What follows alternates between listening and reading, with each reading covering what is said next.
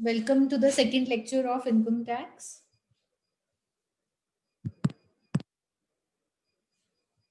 कल हमने कुछ बेसिक कंसेप्ट्स करे थे जिसमें हमने टैक्स का मीनिंग किया था कि व्हाट इज अ टैक्स, एक कंपल्सरी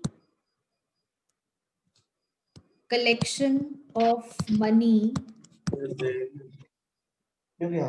कि कौन करता है, बाय द गवर्नमेंट। बेटा ऑडियो ऑफ रखो वरना मैं क्लास से रिमूव कर दूंगी, साफ सी बात है। Compulsory collection of money by the government for public welfare, ये किया था कल। और उसके बाद हमने क्या किया था, डायरेक्ट और इनडायरेक्ट टैक्स के बीच में डिफरेंस किया था।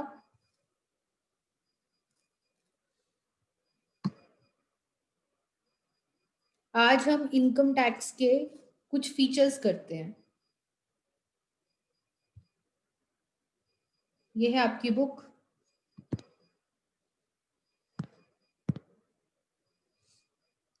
फीचर्स क्या है इनकम टैक्स के, देखिए। सबसे पहले तो इनकम टैक्स जो है वो सेंट्रल टैक्स है। सेंट्रल टैक्स क्यों है, मैंने आपको क्या बताया था जब आपको बिजनेस लॉ की इंट्रोडक्शन करवाई थी ना मैंने थर्ड सेम में, तो मैंने आपको बताया था कि जो कॉन्स्टिट्यूशन है उसका जो 7th शेड्यूल है उसमें पावर्स दी जाती हैं सेंट्रल और स्टेट गवर्नमेंट को लॉज बनाने की। तो 7th शेड्यूल में 3 लिस्ट्स होती हैं, union list, state list and concurrent list.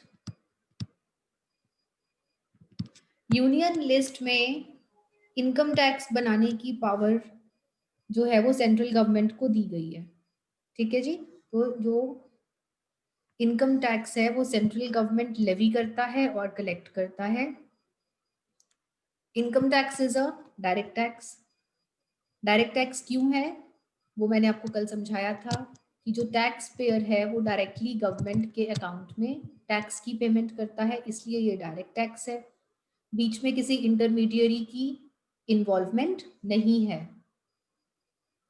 और यहाँ पर जो टैक्स पेयर है वो अपना बर्डन शिफ्ट नहीं कर सकता, इसीलिए इसको डायरेक्ट टैक्स बोला जाता है। This is a tax on taxable income. ये चीज भी मैंने आपको कल बताई थी कि इनकम या फिर प्रॉफिट के ऊपर लगता है आपका इनकम टैक्स। और रेट्स कहाँ से मिलते हैं आपको कि किस रेट पे टैक्स लगना है, 5%, 10% या किस परसेंटेज पे टैक्स लगना है। ये रेट्स आपको कहाँ से मिलते हैं, फाइनेंस एक्ट से मिलते हैं। ये सब चीजें हम कल कर चुके हैं, इनको हम रिपीट कर रहे हैं। Next feature is progressive rate of tax. ये पॉइंट थोड़ा सा इंपॉर्टेंट है। प्रोग्रेसिव रेट ऑफ टैक्स का मतलब क्या है?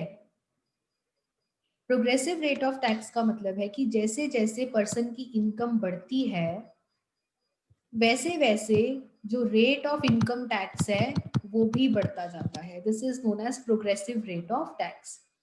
फॉर एग्जाम्पल अगर हम बात करें साल 2020-21 की, तो यहाँ पर 2.5 लाख के ऊपर टैक्स नहीं है। This is the exemption limit. Exemption limit का मतलब क्या है कि 2.5 लाख की अगर आपकी इनकम है तो आपको किसी तरह का कोई टैक्स पे नहीं करना। अगर आपकी इनकम 5 लाख तक की है तो 2.5 लाख से लेकर 5 लाख के ऊपर आपको टैक्स पे करना है 5%। सिमिलरली अगर आपकी इनकम 10 लाख तक है तो 5 लाख से लेकर 10 लाख तक आपको टैक्स पे करना है at the rate of 20%।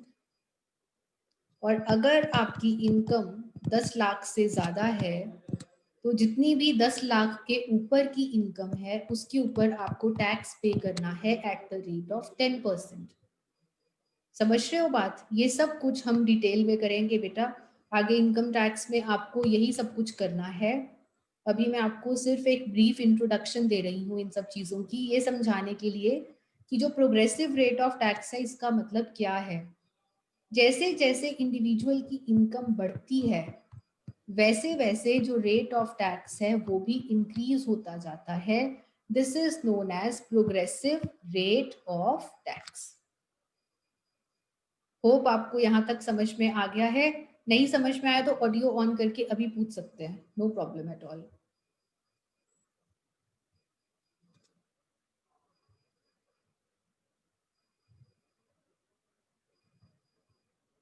Okay, so the next feature of income tax is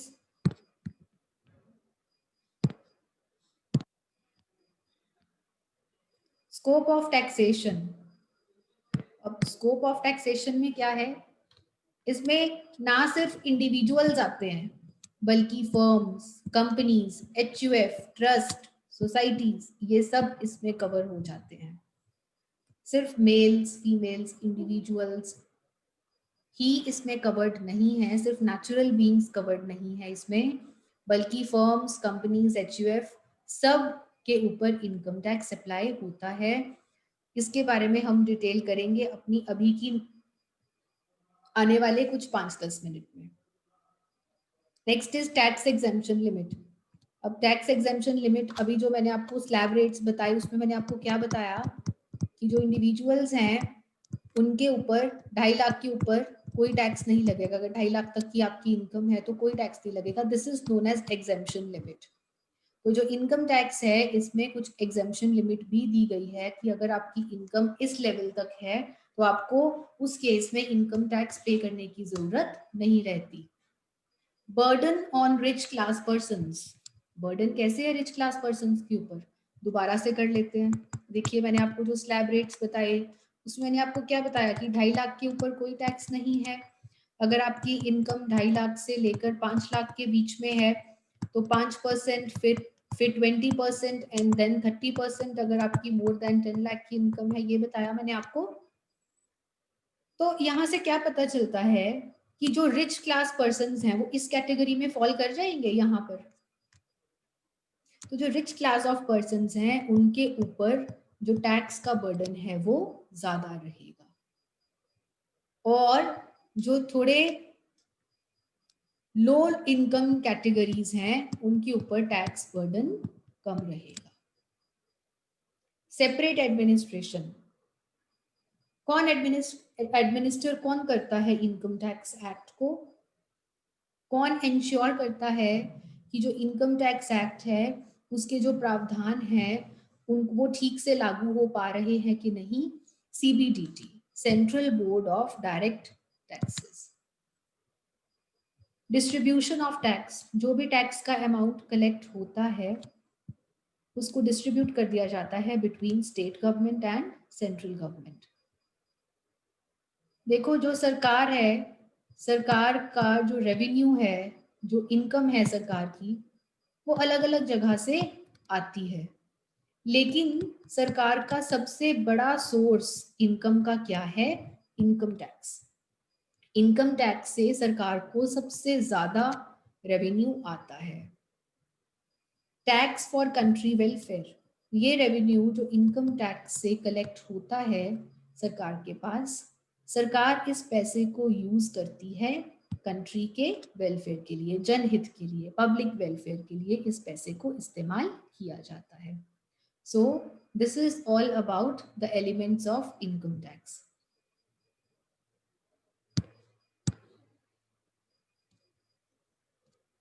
अब हम आते हैं कुछ इंपॉर्टेंट कंसेप्ट्स के ऊपर। देखिए इसमें से आपसे क्वेश्चंस पूछे जा सकते हैं, जैसे कि अगर हम इसकी बात करें इंपॉर्टेंट कंसेप्ट्स में, हम जो फर्स्ट डेफिनेशन करने वाले हैं, यहाँ पे हम कुछ इंपॉर्टेंट डेफिनेशंस डिस्कस करने वाले हैं। तो जो इंपॉर्टेंट डेफिनेशंस है इसमें फर्स्ट डेफिनेशन आपकी पर्सन की आती है कि इनकम टैक्स एक्ट में पर्सन को किस तरह से डिफाइन किया गया है। तो पर्सन के ऊपर आपका शॉर्ट नोट बन सकता है, शॉर्ट आंसर टाइप क्वेश्चन इसमें से आ सकता है, जो कंपल्सरी क्वेश्चन आता है ना आपका, तो इसमें से एक शॉर्ट क्वेश्चन बन सकता है। शॉर्ट क्वेश्चन 5 मार्क्स का, जिसमें कि आपसे पूछा जा सकता है कि define person according to income tax act, ये पूछा जा सकता है आपसे। ठीक है जी। तो what is person according to income tax act?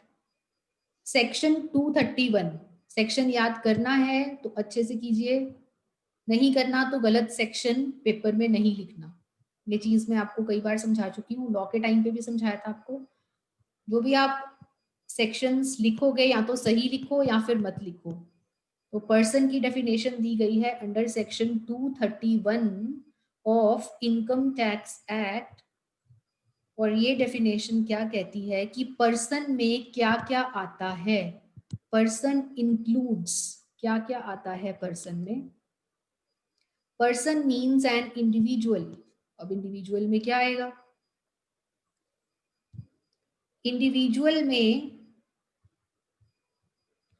आपके नेचुरल पर्सन्स आते हैं बेटा, natural persons, male, female, minor child. ऐसे पर्सन्स जो कि फ्लैश एंड ब्लड के बने हैं वो आपके इंडिविजुअल में आ जाएंगे।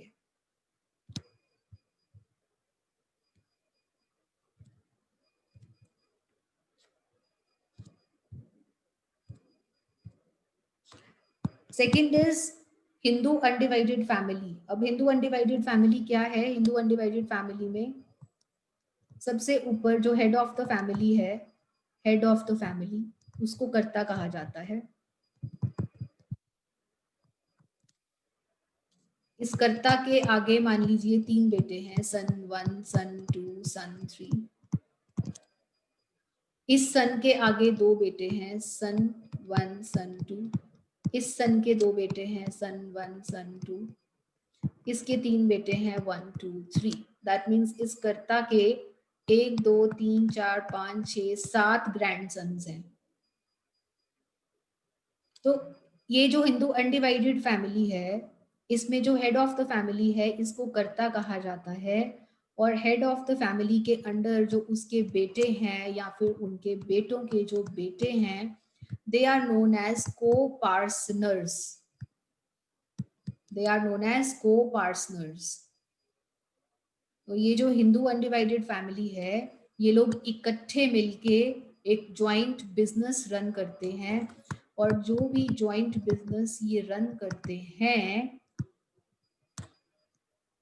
उसके ऊपर इनको इनकम टैक्स पे करना पड़ता है। दैट इज वाई ये जो HUF है ये पर्सन की डेफिनेशन में आता है। सो पर्सन की डेफिनेशन में सबसे पहले कौन आया? इंडिविजुअल। सेकंड नंबर पे Hindu undivided family. Third person is company. Company के बारे में हम कंपनीज एक्ट में बहुत पढ़ चुके हैं। Joint stock company public sector company हो सकती है और प्राइवेट सेक्टर कंपनी हो सकती है। सो कंपनी भी पर्सन की डेफिनेशन में आएगी। Firm, partnership firm, limited liability partnership, ये सब भी पर्सन की डेफिनेशन में आते हैं। Next is AOP and BOI। Association of persons को हम AOP बोलते हैं और बॉडी ऑफ इंडिविजुअल्स को हम BOI बोलते हैं। अब एसोसिएशन ऑफ पर्सन्स और बॉडी ऑफ इंडिविजुअल्स में डिफरेंस क्या है, बहुत ही ध्यान से समझिए। पहले हम बॉडी ऑफ इंडिविजुअल्स के बारे में बात करते हैं। एक पर्सन है मिस्टर A, एक है मिसेस B, एक है मिस्टर C। इन तीनों ने आपस में एसोसिएट कर लिया, एसोसिएशन बना ली और इकट्ठे मिलके एक बिजनेस रन कर रहे हैं। इस एसोसिएशन को आप कहेंगे बॉडी ऑफ इंडिविजुअल्स, क्योंकि यहाँ पे जो सारे के सारे लोग हैं they are all individuals made of flesh and blood. Natural persons हैं यहाँ पर जिनकी हम बात कर रहे हैं। तो इन ये जब इकट्ठे होके कोई काम करेंगे, we call this association as body of individuals. अब अगर हम बात करें AOP की, एक फर्म है, ABC, एक कंपनी है XYZ प्राइवेट लिमिटेड, और एक है मिस्टर X। ये तीनों मिलके आपस में इन्होंने एक बिजनेस स्टार्ट किया, एक एसोसिएशन बनाई और एक बिजनेस स्टार्ट किया। क्या इसमें सबके सब नेचुरल पर्सन्स हैं? क्या सबके सब इंडिविजुअल्स हैं? नो। इसमें सिर्फ एक इंडिविजुअल है और बाकी 2 आर्टिफिशियल पर्सन्स हैं। इसीलिए इसको कहा जाता है association of persons. Body of individuals में सारे के सारे लोग जो होंगे वो इंडिविजुअल्स होंगे, that is why it is called body of individuals. और जो एसोसिएशन ऑफ पर्सन्स हैं, इसमें सिर्फ इंडिविजुअल्स नहीं होते, इसमें नॉन इंडिविजुअल्स भी इकट्ठे होकर काम कर सकते हैं, that is why it is known as association of persons. Person का मतलब सिर्फ इंडिविजुअल्स नहीं है, मान रहे हो आप बात? इंडिविजुअल का मतलब पर्सन के अंडर सिर्फ इंडिविजुअल नहीं आता, पर्सन के अंडर 7 लोग आते हैं, 7 कैटेगरीज आती हैं। लेकिन अगर हम इंडिविजुअल की बात करें, इंडिविजुअल तो सिर्फ एक अंग है पर्सन का, और पर्सन में 7 तरह की चीजें आती हैं, जिसमें कि इंडिविजुअल आता है, HUF आता है, company, firm, AOP, BOI, local authority. अब लोकल अथॉरिटी में क्या क्या आता है? लोकल अथॉरिटी में आपकी जो म्यूनिसिपैलिटी है, या आप नीचे एक्सप्लेनेशन देखेंगे वहां पे दिख जाएगी, म्यूनिसिपैलिटी, म्यूनिसिपल कॉरपोरेशन, या फिर अगर हम कैंटोनमेंट बोर्ड्स की बात करें, जो कैंट एरियाज को देखती है, या फिर अगर हम पंचायत की बात करें, तो वो सब लोकल अथॉरिटी का पार्ट है। तो लोकल अथॉरिटी को भी इनकम टैक्स पे करना होता है अपनी इनकम के ऊपर, that is why it is included in the definition of person.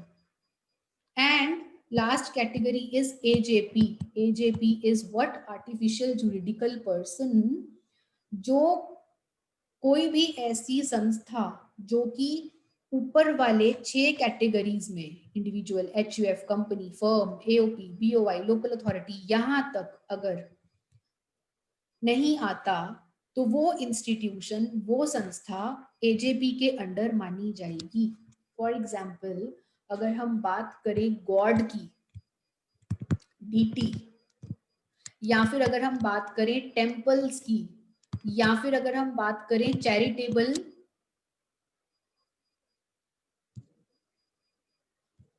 या फिर अगर हम बात करें चैरिटेबल इंस्टीट्यूशंस की, तो ये सब यहाँ पर तो नहीं आते ना। ये इंडिविजुअल है?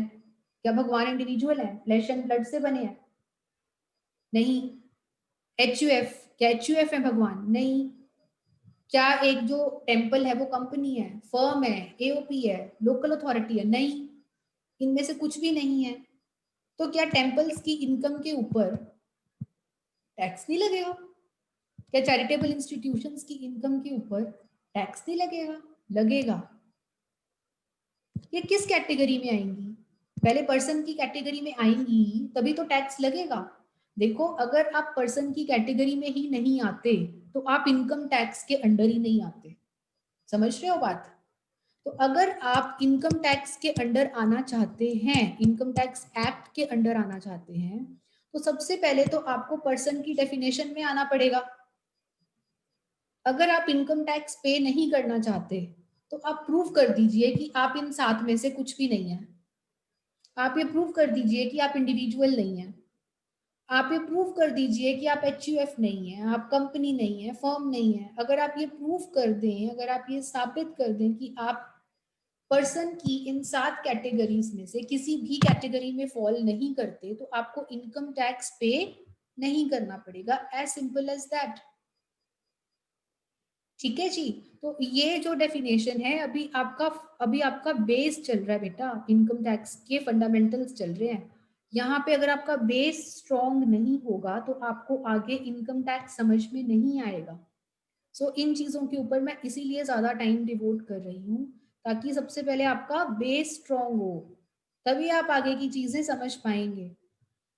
सो पर्सन की डेफिनेशन में क्या आता है? पर्सन की डेफिनेशन अंडर सेक्शन 231 क्या कहती है कि person includes what individual, HUF company, firm, AOP, BOI,